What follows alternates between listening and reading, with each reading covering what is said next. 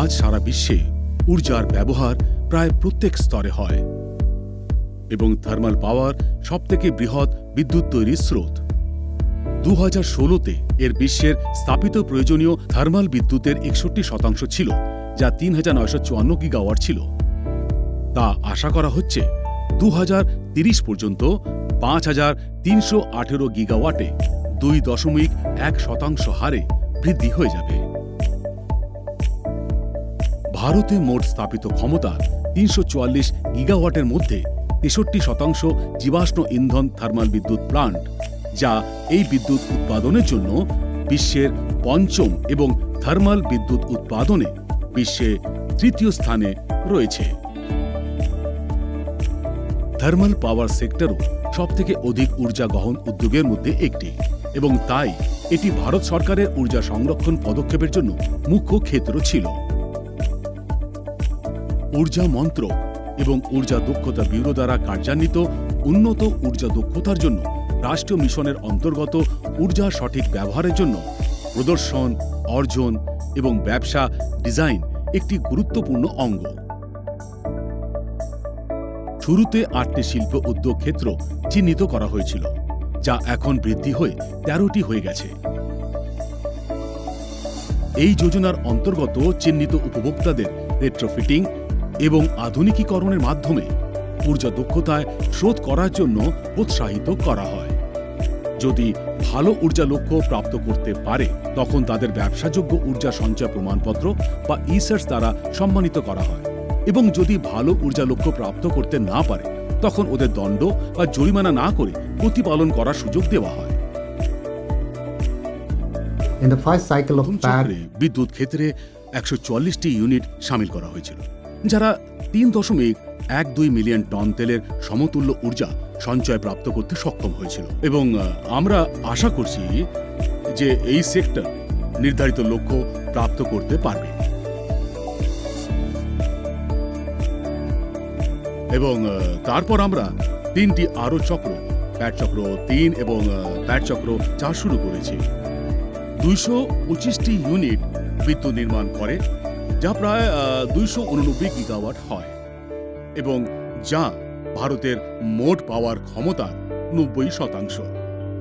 এই ক্ষেত্রের ঊর্জা সাশ্রয়ের সম্ভাবনার কথা চিন্তা করে ভারত সরকার গম্ভীররূপে এতে শোধ এবং তারপর ঊর্জা সাশ্রয় এবং কার্বন ডাই অক্সাইড উৎসর্জন কম করার দিকে দৃষ্টিপাত করে।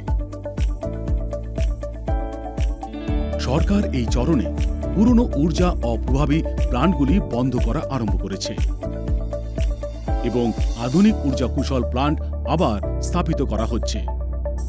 এই প্রক্রিয়াকে গতিশীল করার জন্য অনেক ধরনের টেকনিক আপন করা হয়েছে, যেমন ধোয়া কয়লার উপযোগ, dynamic coal balancing, intelligent soot blowing system, waste heat recovery এবং steam turbine gas base plants install করা, বিভিন্ন absorption machines install, variable speed drives প্রত্যেকটি প্রয়োজনীয় মোটর ও পাম্পে ব্যবহার করা, metallic blade fans FRP blades with optimize blade angle দ্বারা পরিবর্তিত করা, বেল্ট ড্রাইভের পরিবর্তে ডাইরেক্ট ড্রাইভ ব্যবহার করা, optimization of suction pressure of pneumafil in open air drawing frame, পুরনো রিওয়াইন্ডেড মোটর বদলে নতুন energy efficient motor install, overhead blower থেমে থেমে ব্যবহার করা ইত্যাদি।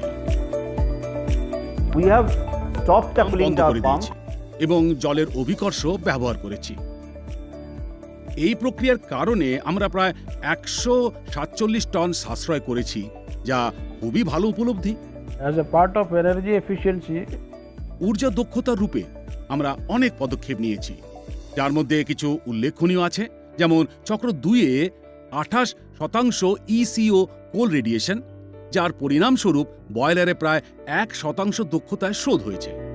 তখন আমরা এয়ার কন্ডিশনিংয়ের জন্য এই ফ্লু গ্যাস আধারিত ভ্যাম্প শুরু করেছি।